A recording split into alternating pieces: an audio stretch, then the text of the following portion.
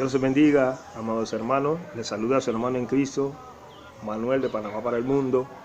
Hoy 16 de mayo quiero hablarles sobre el poder de la oración efectiva.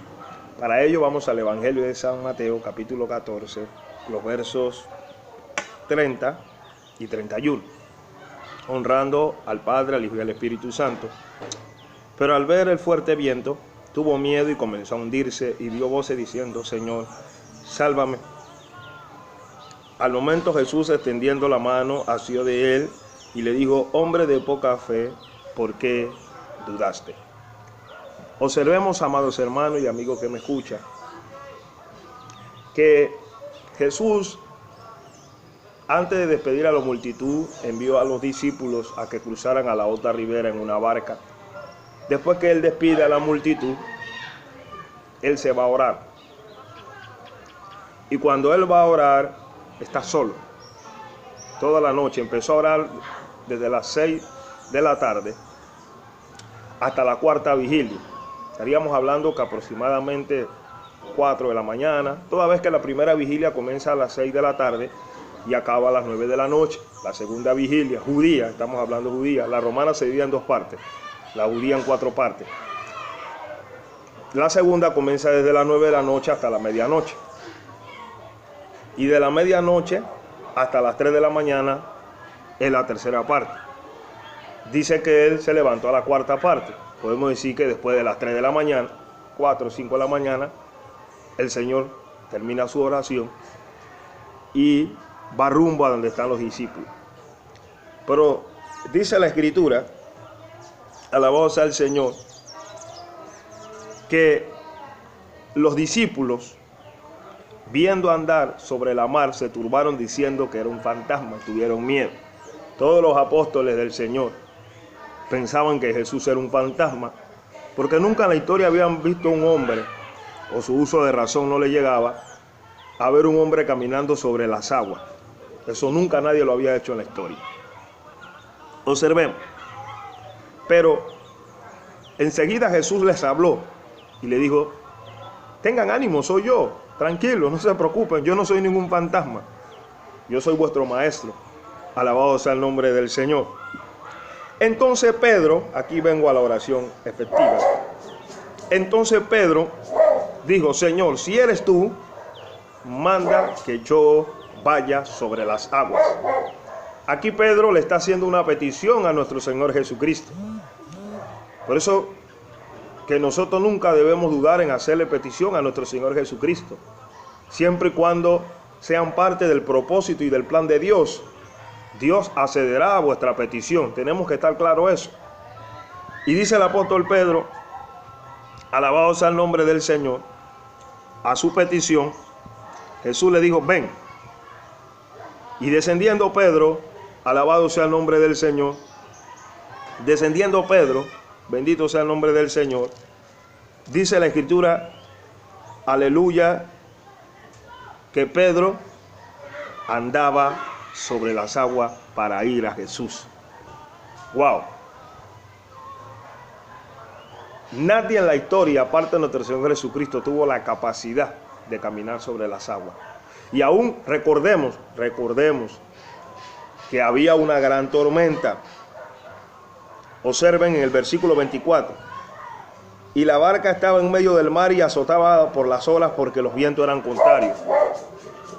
Los vientos eran contrarios. O sea, ellos remaban hacia adelante y el viento los tiraba para atrás. En la vida del cristiano siempre nos vamos a encontrar con vientos contrarios.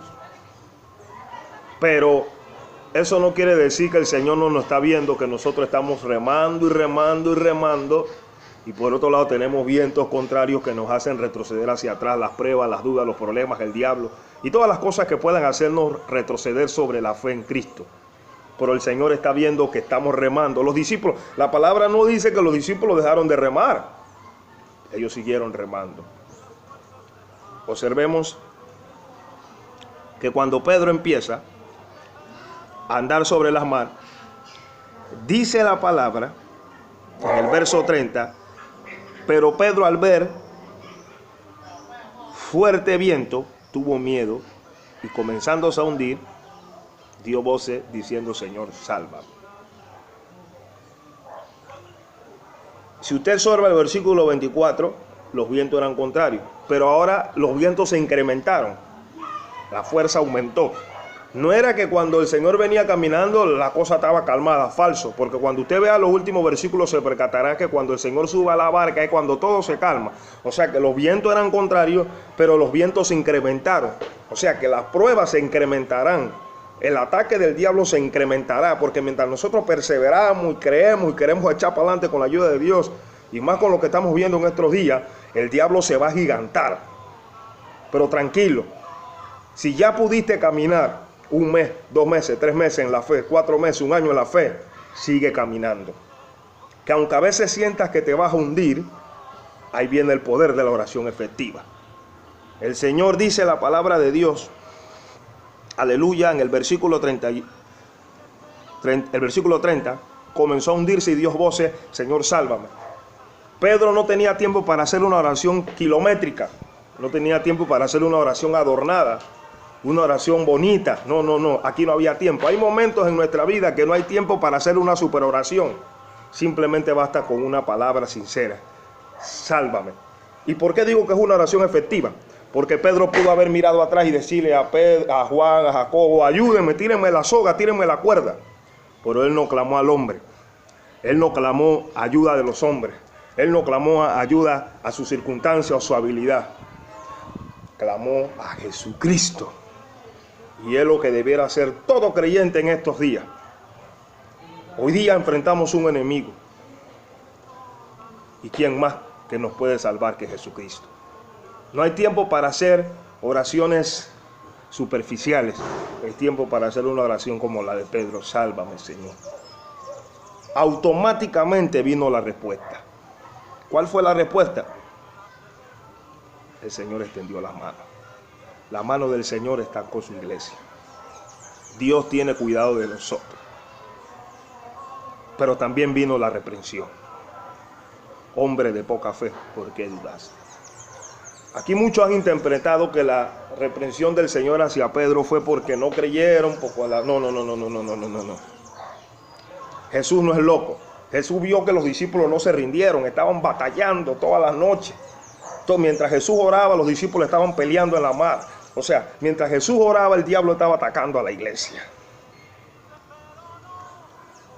Pero el Señor tiene el control. Y cuando menos lo esperaron, llegó el Señor. La reprensión del Señor fue hacia Pedro. ¿Por qué si estaba caminando?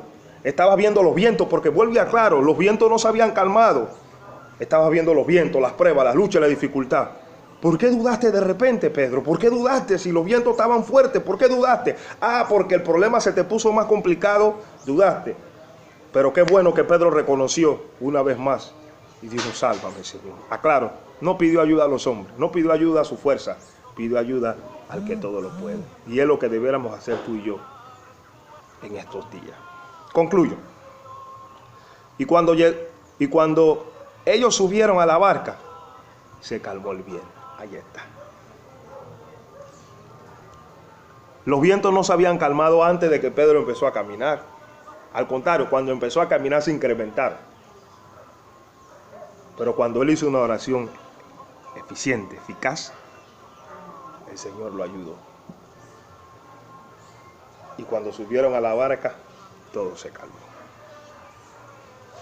Si Jesús está contigo, y si Jesús va en tu vida, caminando contigo, los vientos no te atemorizarán, porque Él traerá paz en medio de la tormenta. Donde estés, pídele perdón a Jesús.